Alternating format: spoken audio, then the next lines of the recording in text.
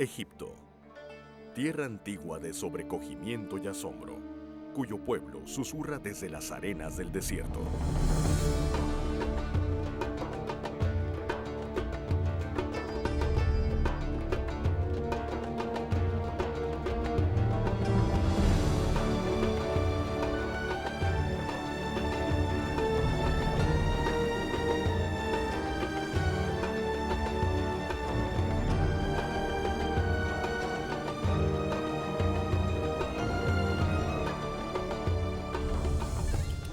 Para los egipcios, la vida era eterna.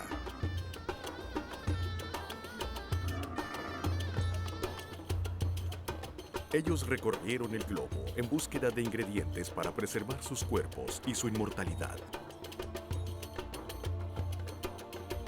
Con conocimientos obtenidos durante siglos de práctica, sus sacerdotes crearon las momias más admirables que el mundo ha conocido.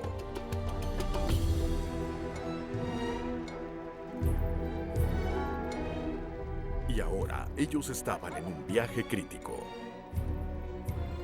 para regresar a Egipto con los ingredientes para la momificación del faraón.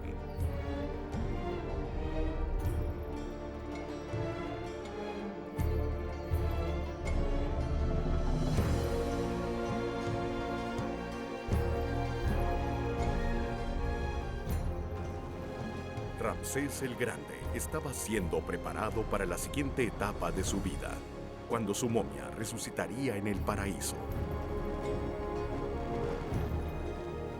Pero, ¿cómo eran momificados? ¿Dónde eran escondidos? ¿Y aún podrían dar vida hoy en día? Esos son los secretos de los faraones.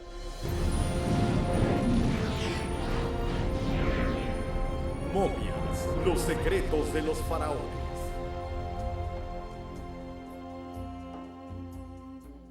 Hay un puñado de momias, cuyos nombres fueron escritos en sus vendas y ataúdes. Estas momias son personas que no se descompusieron al morir, porque su carne fue preservada mediante métodos secretos.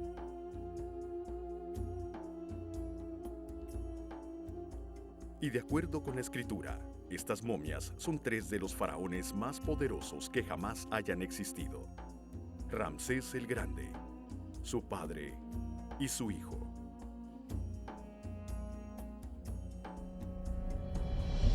Gobernado por faraones como Ramsés, el imperio egipcio dominó el cercano oriente durante 3000 años. Y en todo ese tiempo, los dioses y el gobierno de Egipto apenas cambiaron.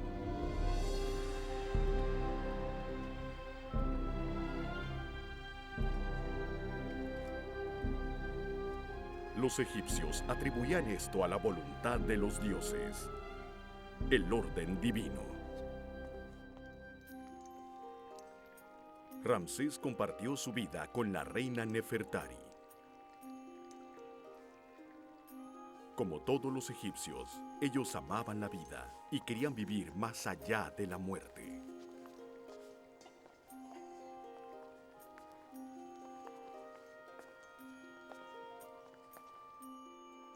Ellos pensaban que morir era solo una puerta al siguiente mundo, que si habían sido buenos en la tierra, sus vidas continuarían en el paraíso. Así que oraban para que su honestidad y ofrecimientos aseguraran el orden en la tierra y más allá.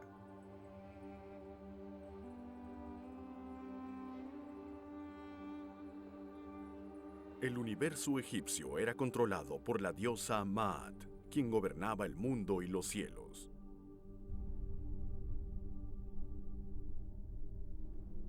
Incluso Ra, el poderoso dios del sol, obedecía las leyes de Maat.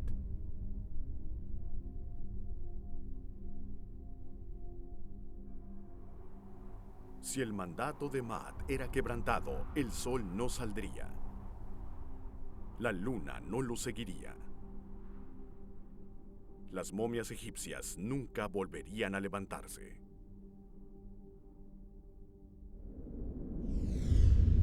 Ellos llamaban al alma o esencia de cada persona Subá. Después de la muerte, Tubá enfrentaba el juicio final. Tu corazón era colocado en la balanza de la justicia y pesado con la pluma de la verdad. Si habías hecho el mal, tu pesado corazón inclinaría la balanza y el devorador te aniquilaría.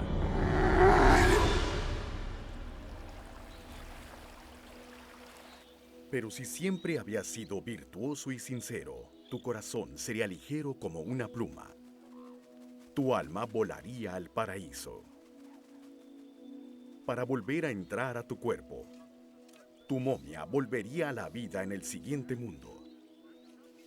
Un mundo en el cual cada momento sería como un hermoso día en este. Pero la preparación de la momia para este viaje permaneció en secreto.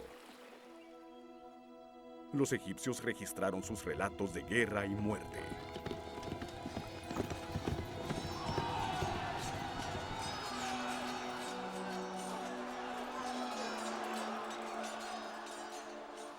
Sus mitos y leyendas. Todo, excepto cómo momificaban a sus muertos. Extrañamente, no se han encontrado registros completos, así que cuando murió el último sacerdote del antiguo Egipto, se llevó el secreto a su tumba.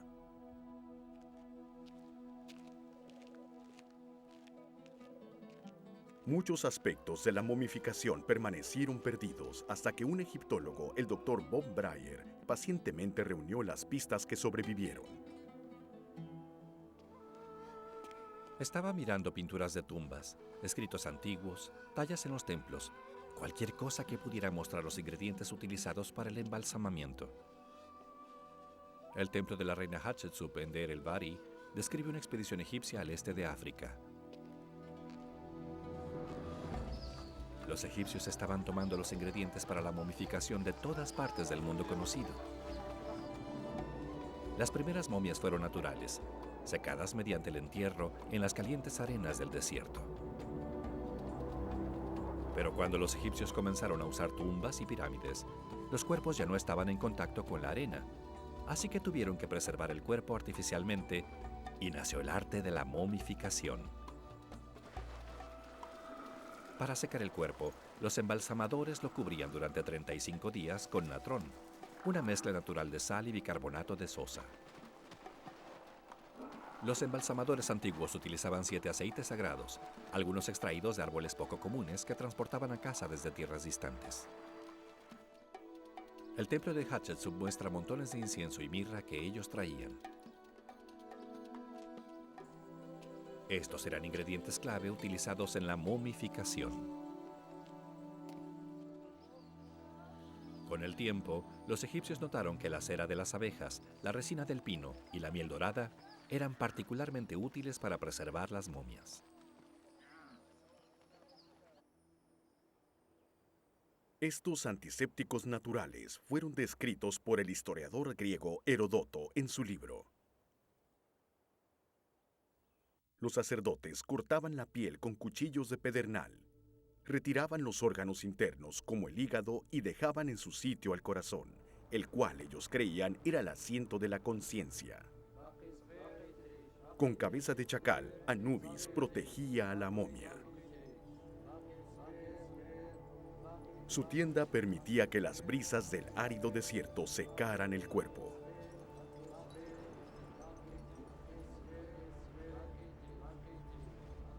Los sacerdotes adornaban a los muertos con oro y los perfumaban con incienso y mirra.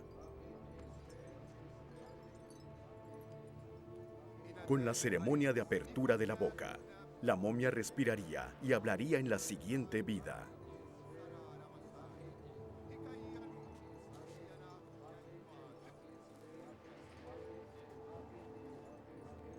Los sacerdotes cantaban poderosos hechizos mientras la momia era envuelta.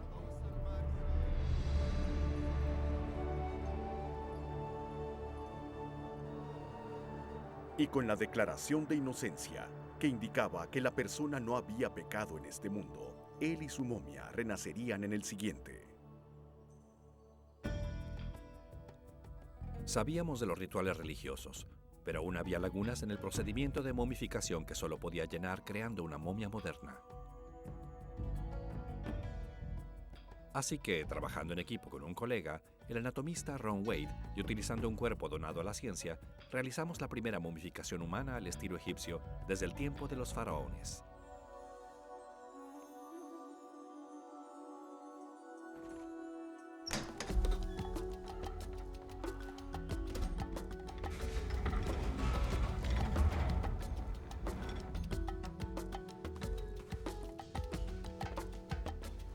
Durante 20 años, los científicos han tratado de extraer ADN utilizable de momias egipcias sin tener éxito.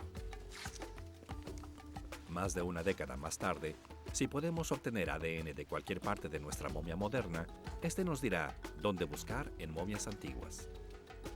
No soy un experto en ADN, pero trabajando con la doctora Angelique Cortals, una especialista en este campo, tomamos muestras de piel, músculo y hueso de nuestra momia moderna.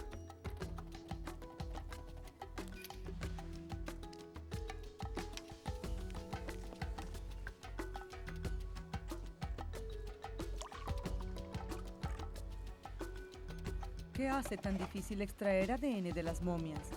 ¿Es el paso del tiempo? ¿Los 3000 años? ¿O es la combinación del tiempo y los efectos químicos de la momificación? El ADN es el diseño de toda la vida. La tierra y el aire no tienen vida porque no contienen ADN. El ADN es el ingrediente mágico.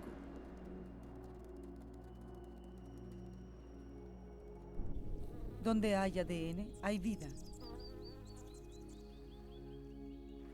Este manual de instrucciones está escrito en un código de 4 letras. Reacomodando este código de 4 letras, obtenemos posibilidades infinitas para hacer un organismo viviente. Entonces, un escarabajo y una abeja, un pájaro y un hombre tienen los mismos componentes de cada célula, solo en lugares distintos y en tamaños diferentes. El ADN cambia ligeramente con cada generación y estos cambios son registrados. Entonces, comparando su ADN, podemos saber qué tan relacionados están las plantas y los animales, incluyendo las personas. El ADN puede incluso decirnos qué enfermedades sufrieron las momias antiguas. Algunas enfermedades, como la malaria, son causadas por parásitos que invaden el cuerpo. Algunos de estos parásitos han dejado rastros de su ADN en las momias.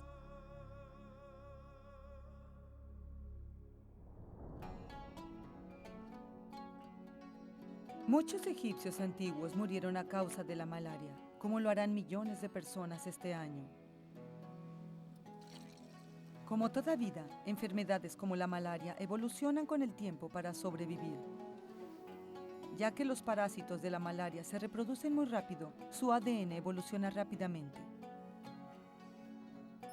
Miles de generaciones de malaria han vivido desde que gobernaron los faraones. Quiero comparar la malaria antigua con su descendiente moderno. ADN antiguo con ADN moderno. Las diferencias podrían apuntar hacia una cura y millones de vidas podrían ser salvadas en el futuro. Estas pruebas nos darán la respuesta. Quizás el ADN contenido en momias como Ramsés ayudará a curar personas hoy.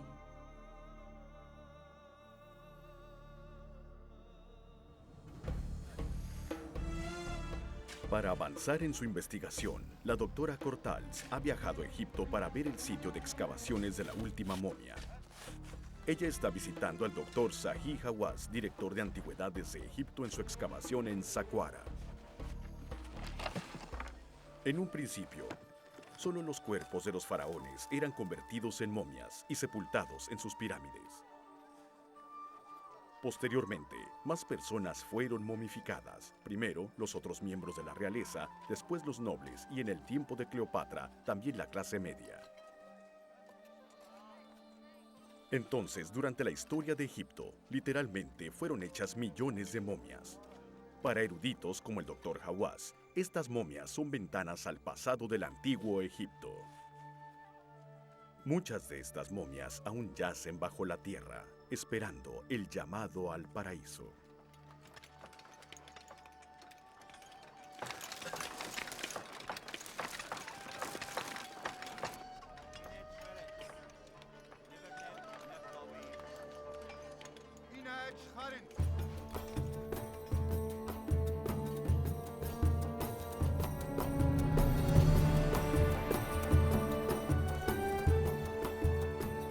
Aunque Ramsés creía que su momia volvería a la vida en el paraíso, también sabía que viviría mientras la gente lo recordara, mientras dijeran su nombre.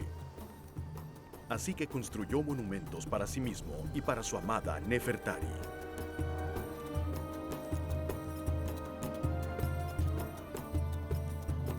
Los dioses exigían que el faraón mantuviera a Egipto seguro y rico.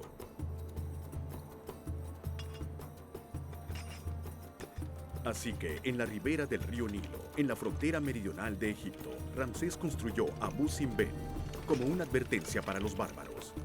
El orden divino de Maat fue mantenido durante siglos.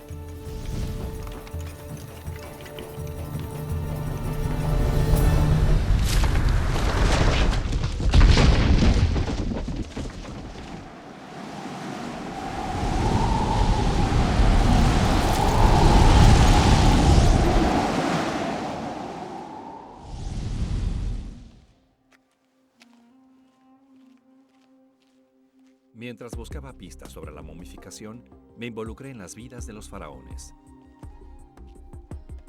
Si visitas sus tumbas y templos y traduces sus inscripciones, no puedes evitar maravillarte ante ellos como personas. Estoy viendo a Ramsés como una persona, pero debemos recordar que Ramsés era visto por los egipcios como un dios, responsable del orden divino en el universo. ¿Qué clase de rey fue Ramsés? ¿Qué clase de hombre? Ramsés fue el faraón del Éxodo. Este podría ser el único rostro de la Biblia que alguna vez veremos. La primera vez que vi su momia, recuerdo que pensé en todas las cosas que Ramsés hizo. Ramsés condujo personalmente a sus tropas en grandes batallas. Hace 3000 años, él firmó el tratado de paz más antiguo que se conoce.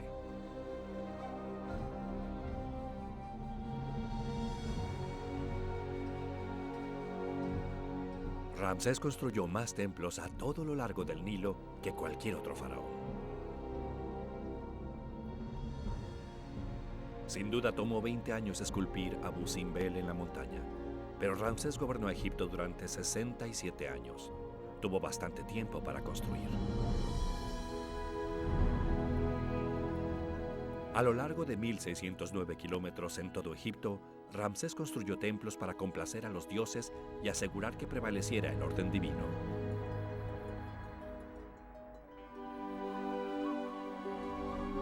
Él tenía la intención de ser recordado, porque los antiguos egipcios creían que la memoria de un buen hombre vive para siempre.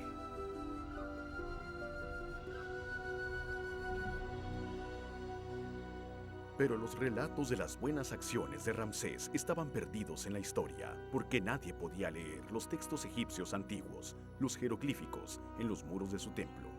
Y entonces, en el siglo XIX, los eruditos finalmente descifraron el código de los jeroglíficos. Una tablilla masivamente inscrita, la piedra de Rosetta, contenía la clave. Los edificios y los rollos de papiro cobraron vida. Solo unas cuantas personas podían leer jeroglíficos, y uno de los mejores traductores era el estadounidense Charles Wilbur.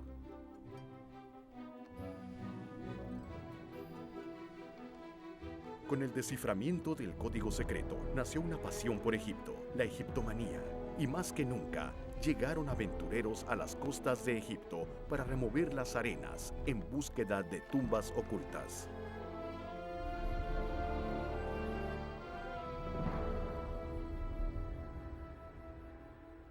Pero cuando los aventureros entraron a las tumbas de los faraones, se vieron rodeados de misterio. Encontraron pinturas de los faraones, sus dioses y sus momias en todas partes. Anubis, dios de la momificación, los protegía después de la muerte.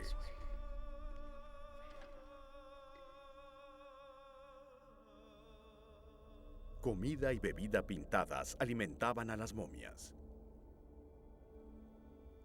El cielo de la noche mantenía la vigilancia sobre los faraones durmientes.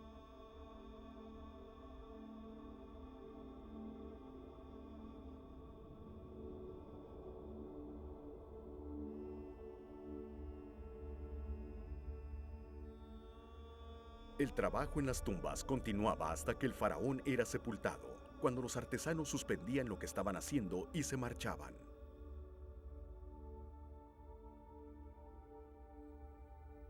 Pero aunque estas tumbas fueron hechas para reyes, no quedó el cuerpo de un solo faraón. ¿Dónde estaban las momias reales? Nadie lo sabía.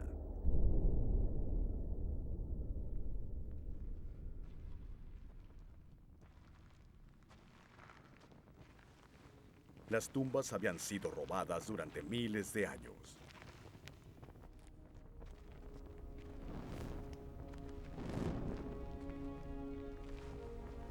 En el antiguo Egipto, los trabajadores construían las tumbas en los buenos tiempos y las robaban en los malos.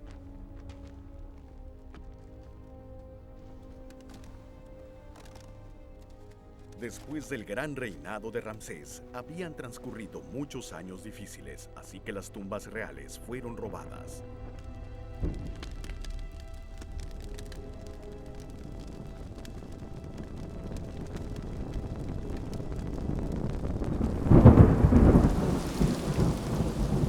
Pero en el siglo XIX, los turistas estaban dispuestos a pagar más por recuerdos antiguos de lo que pagarían por oro. Los ladrones expertos esperaban que las inusuales tormentas de lluvia en Egipto revelaran las tumbas ocultas. Cuando el agua desaparece rápidamente bajo la tierra, podría estar cayendo en una tumba que se encuentra debajo. Ahmed y Mohamed Rasoul eran expertos en esta peligrosa profesión.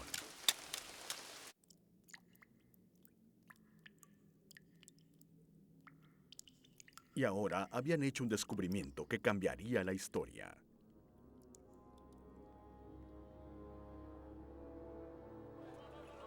Gente de todas clases, locales y extranjeros, ricos y pobres, estaban comerciando con objetos extraídos de las tumbas de las momias.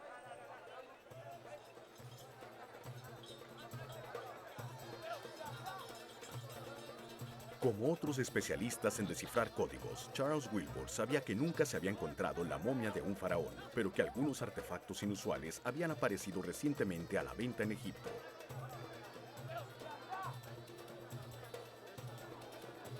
Estos objetos llevaban los nombres de reyes.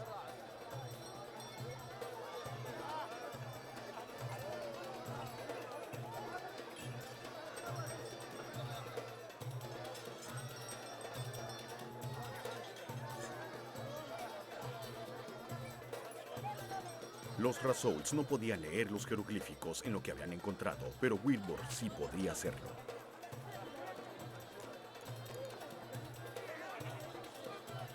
Lo que le estaban mostrando había sido arrancado recientemente a una momia. Y la cartela, el óvalo que encierra el nombre, significaba que se trataba de las envolturas de un rey. Él pidió a los hermanos que lo llevaran a la tumba.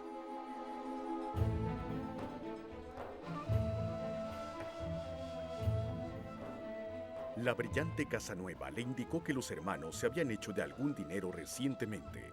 Solo había dos formas de ganarse la vida aquí: la labranza o el robo de tumbas, y la riqueza repentina no provenía de la labranza.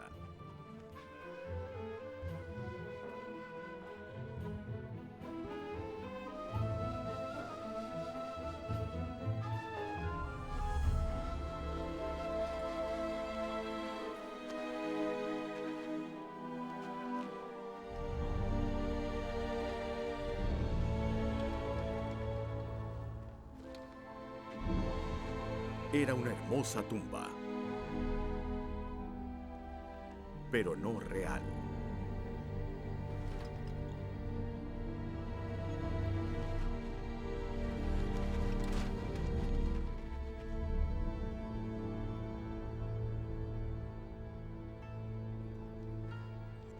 Wilbur pronto tenía que salir de Egipto, entonces presionó a los hermanos para que le dijeran la verdadera ubicación de la tumba. Ellos ya eran sospechosos, y el juicio de la policía sería duro si no cooperaban.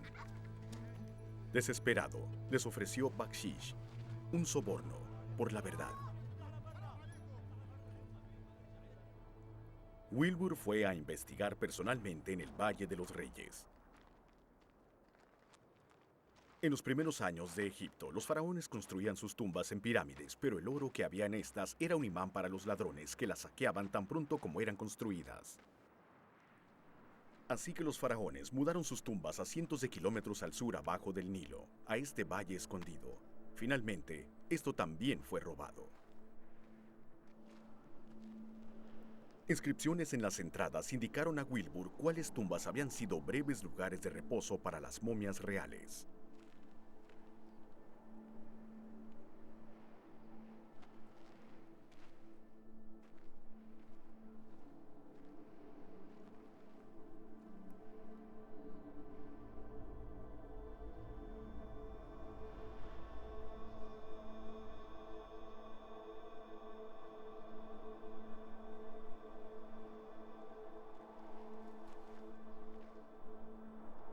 Pero el rastro se perdió. ¿Y por qué esas reliquias de diferentes reyes y reinas procedentes de varios siglos habían aparecido repentinamente en el mercado y al mismo tiempo?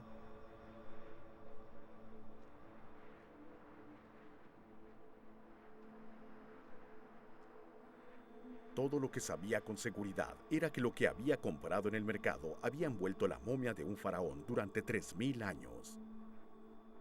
Hasta ahora.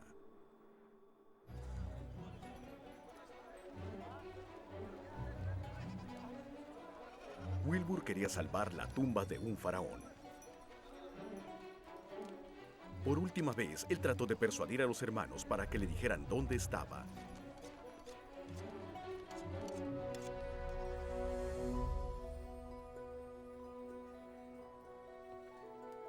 Wilbur debía marcharse, y la herencia de Egipto estaba en la balanza. Los hermanos lo habían dejado sin opciones.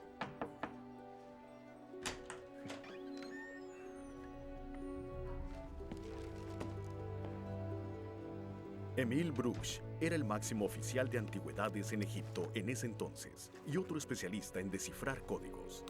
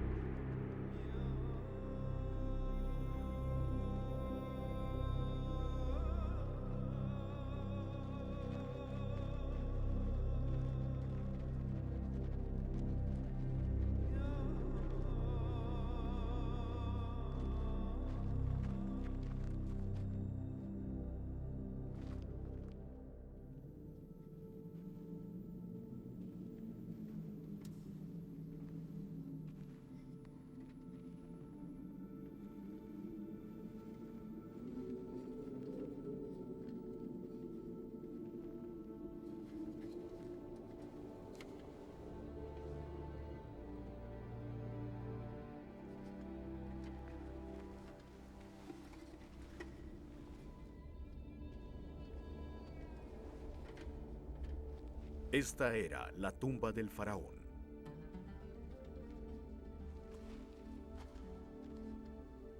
Pero era diferente a cualquier tumba jamás vista antes.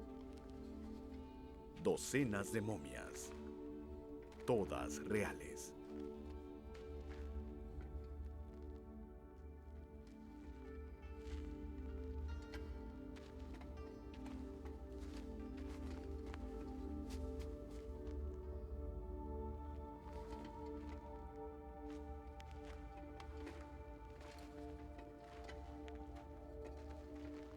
El faraón Tutmosis I. y su sucesor, Tutmosis II, esposo de Hatshepsut, la más grande reina que jamás haya gobernado, constructora de Deir el-Bahri y los obeliscos más impresionantes en Egipto. Su hijo, Tutmosis III, gran rey guerrero, constructor de un imperio y del templo de Amún.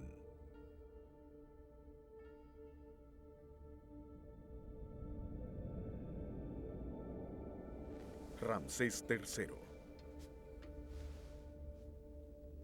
cuyo legado se levanta en Karnak y más allá.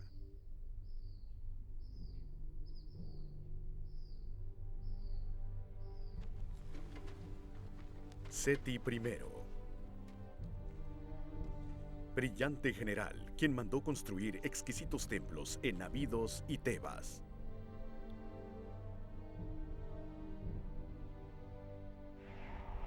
Y su tumba en el Valle de los Reyes. Y el padre de este hombre, Ramsés el Grande. Sus templos en Luxor y Karnak perduran. Abu Simbel aún vigila la frontera sur de Egipto.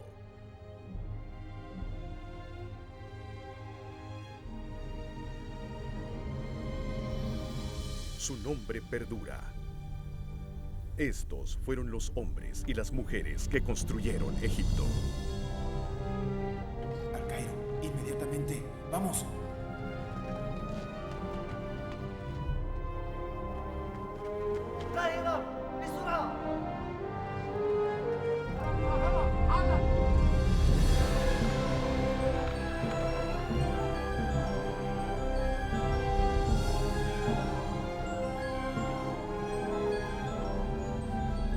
Y así fue como los faraones comenzaron su viaje desde la oscuridad hacia la luz, cumpliendo sus deseos de que sus nombres sean pronunciados para que así puedan perdurar.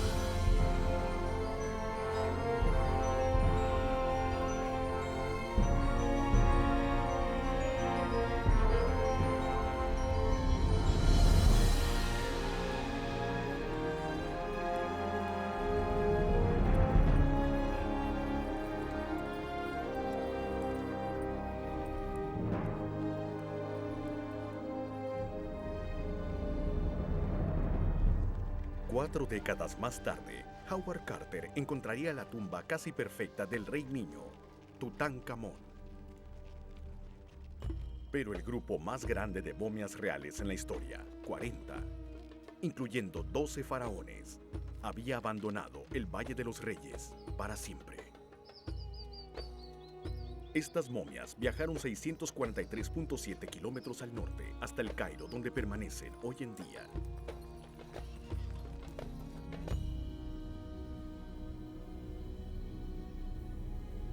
Años más tarde, la tumba se vino abajo.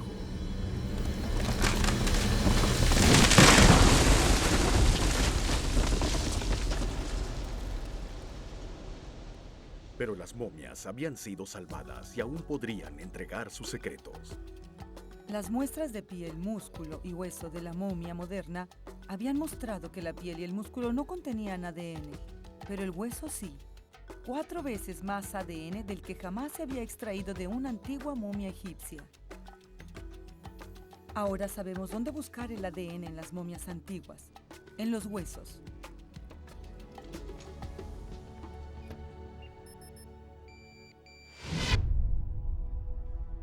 El ADN encontrado en momias como la de Ramsés el Grande aún podría proporcionar curas para enfermedades hoy en día.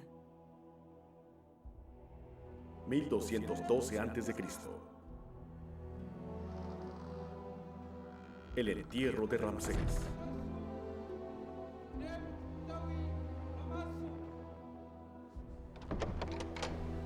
Algunos podrían llamarlo suerte, el que los antiguos sacerdotes ocultaran las momias de los faraones, que los ladrones no las destruyeran y que hayan escapado a la aniquilación cuando la tumba se vino abajo.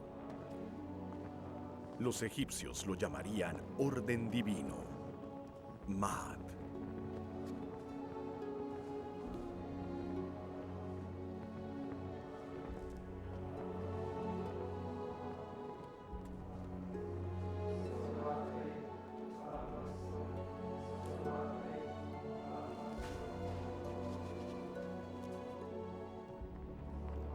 Pero ahora podríamos estar en la cúspide de otra maravilla. Las momias de los faraones han significado cosas diferentes a través de los siglos. Para los antiguos, fueron una fuente de esperanza. Para los ladrones, una fuente de riqueza. Para los eruditos, una fuente de conocimiento. Pero finalmente, quizás las momias cumplirán con su destino. Sostener el regalo de la vida.